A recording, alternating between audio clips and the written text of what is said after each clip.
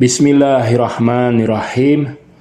Allahumma sholli ala Muhammadin wa ali Muhammad. Allahumma bil haqqi anzaltahu wa bil haqqi nazzal. Allahumma addim ragbati fihi waj'alhu nuran li basari wa shifaan li sadri wa dhahaban li hammi wa ghammi wa huzni. Allahumma zayyin bihi lisani wa jammil bihi wajhi wa qawi bihi jasadi wa thaqil bihi mizani warzuqni tilawatahu ala ta'atika ana al-lail wa atrafan nahar wahsurni ma'an nabi Muhammadin sallallahu alaihi wa alihi al-akhyar. Sahabat-sahabat yang mulia, Al-Quran mengandung hukum. Jadi Al-Quran membukakan, menjelaskan hukum-hukum yang berlaku secara umum, universal, pasti. Kita mengenal ada hukum-hukum alam ya, yang kemudian menjadi ilmu natural science. Jadi alam ini, alam fisika, alam biologi itu memiliki hukum-hukum yang kalau kita bisa menyingkapkannya, menyelidikinya, maka kita bisa memahami rahasia-rahasia materi alam, rahasia-rahasia biologis, rahasia-rahasia fisika, kosmologis, dan sejenisnya. Ada juga mukjizat. Mukjizat itu mungkin bertentangan dengan hukum-hukum sains, ya. Karena sains kan terus berkembang. Tapi mukjizat itu tidak mungkin bertentangan dengan hukum akal, seperti hukum kausalitas.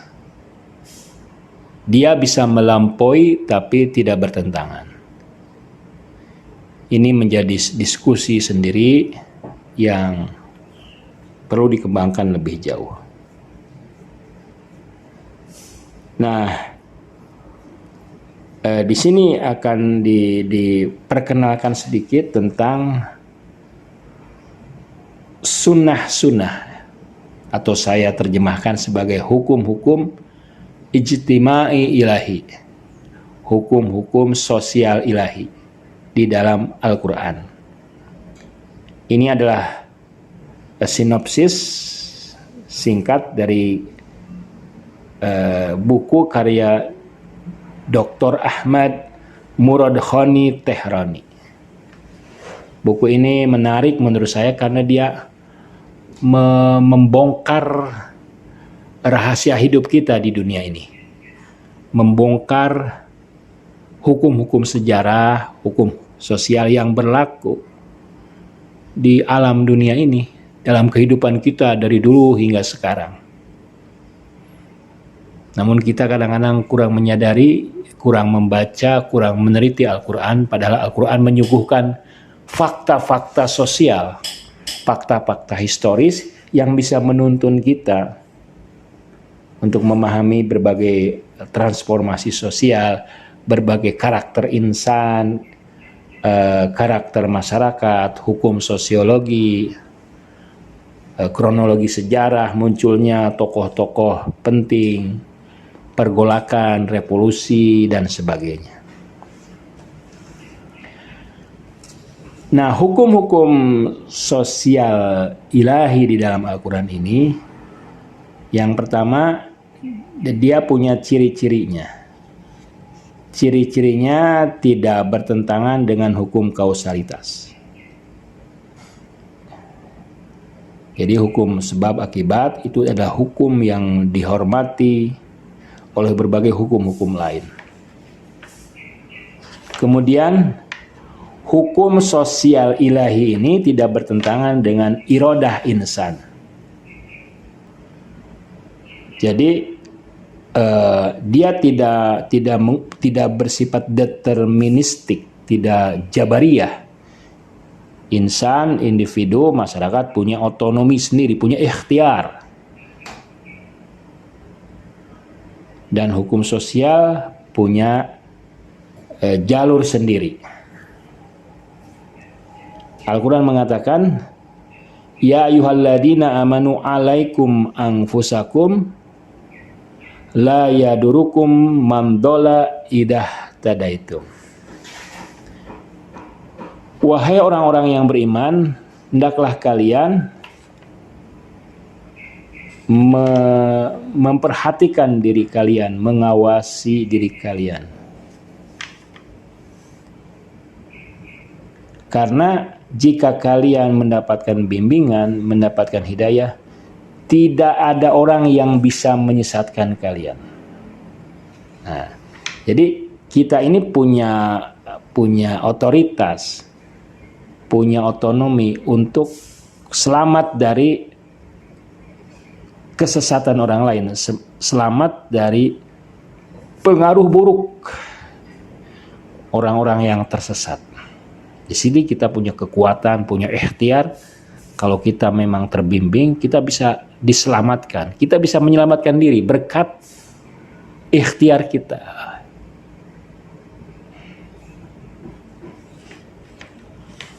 Yang ketiga, hukum sosial ilahi ini atau katakanlah hukum sejarah ini itu bersifat syumuliyah, meliputi. Jadi meliputi universal.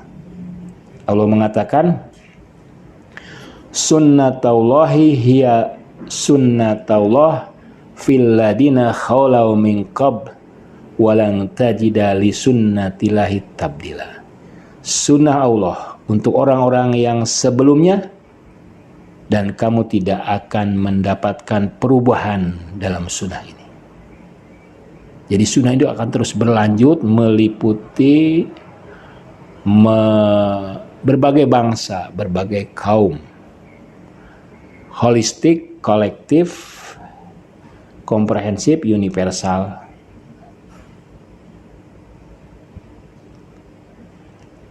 Kemudian sunnah ilahi ini atau sunnah sejarah ini istimror, terus berlanjut, ya. Terus berlanjut. Jadi dimanapun kita akan bertemu, ya, berhadapan dengan law of sosial ini, hukum-hukum sosial ini. Kalau kita bisa mempelajarinya, bisa memprediksinya, maka kita akan bisa mendapatkan manfaat. Kemudian ciri-ciri sunnah ilahi ini adalah pasti atau niscaya. Misalnya Allah mengatakan walikulli ummatin ajal. Faida jaa ajaluhum la yastakhiruna sa'atan wa la yastaqdimun. Setiap umat itu punya masa. Umat itu bangsa, negeri, negara, kaum itu punya masa. Dan jika datang masanya, ajalnya, dia tidak bisa melambatkan, juga tidak bisa mengakhirkan. Jadi pasti, kalau sudah datang masanya, sudah datang masa kehancurannya, dia tidak bisa menunda, dia tidak bisa menghentikannya. Dan banyak ciri-ciri dari sunnah-sunnah ilahi ini. Kemudian ciri-cirinya adalah ini sunnah-sunnah ini hanya berlaku di dunia. Jadi sunnah-sunnah ini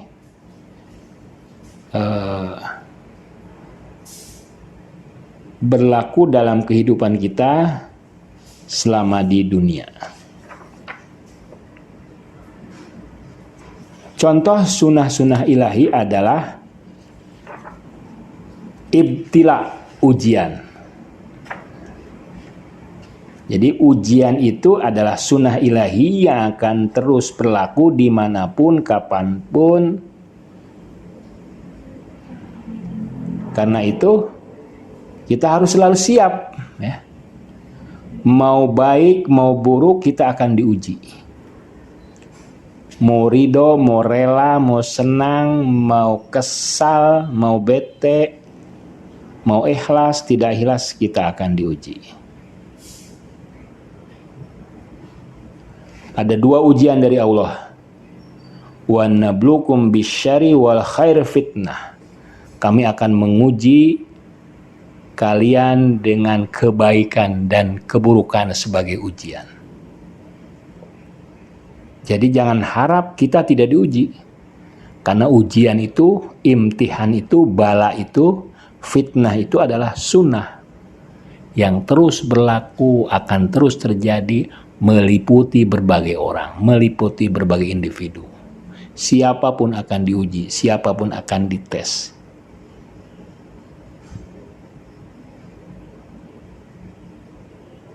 Jadi kita harus rela. Ujian yang menyenangkan itu menurut saya membahayakan, melenakan. Kalau Anda punya rezeki, punya uang, punya waktu, justru harus hati-hati. Keberhasilan Anda itu bisa jadi akan, kalau Anda tidak waspada, itu akan membuat Anda jatuh, membuat Anda sengsara. Anda pikir itu rahmat, misalnya. Anda pikir itu adalah balasan. Anda lalai bahwa bisa jadi itu ujian. Tapi menurut saya, ujian-ujian yang tidak menyenangkan, yang pahit itu justru akan membuat kita selalu waspada. Sakit, kekurangan, penderitaan, ya, kesedihan, kematian, penyakit, sakit, itu adalah ujian-ujian yang membuat kita selalu waspada.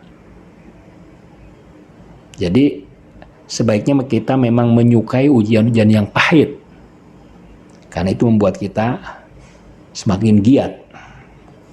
Ujian-ujian yang menyenangkan itu akan berubah fatal kalau kita tidak waspada. Nah,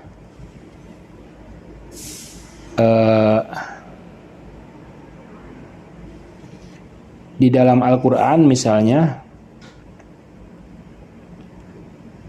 itu banyak sekali. Ada wa'dun, wa'id misalnya kan. Wa'dun itu ancaman, wa'id itu janji-janji yang baik. Nah, itu akan selalu hadir dalam kehidupan sosial kita. Manusia juga dalam kehidupan sehari-hari membuat ujian, karena memang bercermin dari kebiasaan Al-Quran. Ya. Nah, ujian-ujian itu kalau diterima dengan ikhlas akan meninggikan makom kita. Tapi kalau ujian-ujian yang pahit, fitnah, difitnah, dihina, ya, didegradasi, dimarginalisasikan, dan kita tidak sabar, itu mungkin malah akan mendegradasikan kita. Sunnah yang lain adalah imdad ilahi, bantuan ilahi. Bantuan ilahi itu ada bantuan lahiriah dan ada bantuan ma'nawiyah. Itu berlaku dalam kehidupan sosial kita. Kita menyadari ada selalu bantuan-bantuan ilahi yang terduga dan tak terduga. Jadi memang kita juga harus mancingnya dengan doa, dengan keikhlasan, agar kita mendapatkan bantuan-bantuan ilahi, bantuan kesabaran, misalnya dalam menghadapi musibah, bantuan membersihkan diri. Selalu Tuhan itu membantu. sekalipun dia menguji, tapi juga membantu, menarik kan. Jadi dia itu adalah seorang guru terbaik, tutor terbaik, teman terbaik.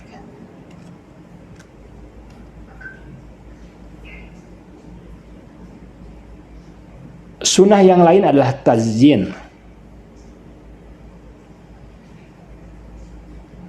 yaitu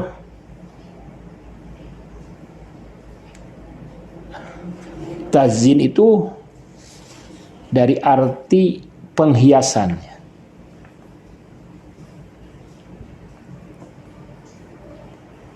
Misalnya Allah mengatakan, kadzalika zayyana likulli ummatin amalahum summa ila rabbihim marji'uhum fayunabbi'uhum bima kanu ya'malun. Demikianlah kami selalu menghias amal-amal mereka, kemudian kembali kepada Tuhan mereka, dan kami beritahukan tentang apa yang mereka lakukan.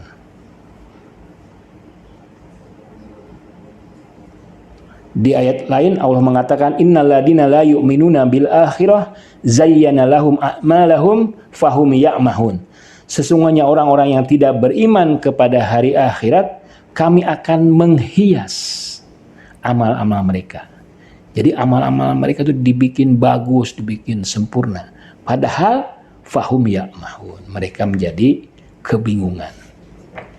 Dan sunnah yang terakhir, di antara sunnah-sunnah lain yang banyak, yaitu sunnah istidraj.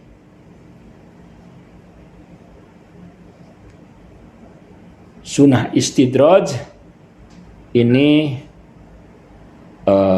yaitu pembiaran. Karena mungkin saking kedekutnya kita, saking bengalnya kita dengan peringatan tidak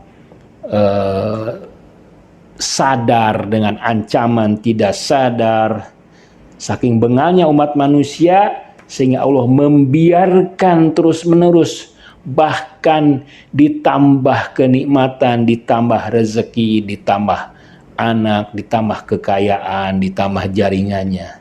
Padahal mereka sedang melakukan hal-hal yang buruk. Nah, ini sunnah yang sangat mengerikan menurut saya. Sanas tadrijuhum min haitsu la ya'lamun. Kami akan biarkan mereka tenggelam dalam kenikmatan. Kami akan seolah-olah kami menyetujui, padahal mereka tidak tahu. Kadang-kadang Allah memang suka membiarkan kemungkaran-kemungkaran kita.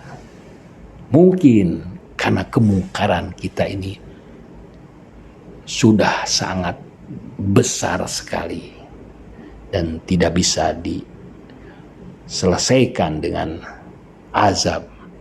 Jadi harus dibiarkan sehingga akan memancing siksaan yang lebih besar. Nauzubillahi min dzalik. Wassalamualaikum warahmatullahi wabarakatuh.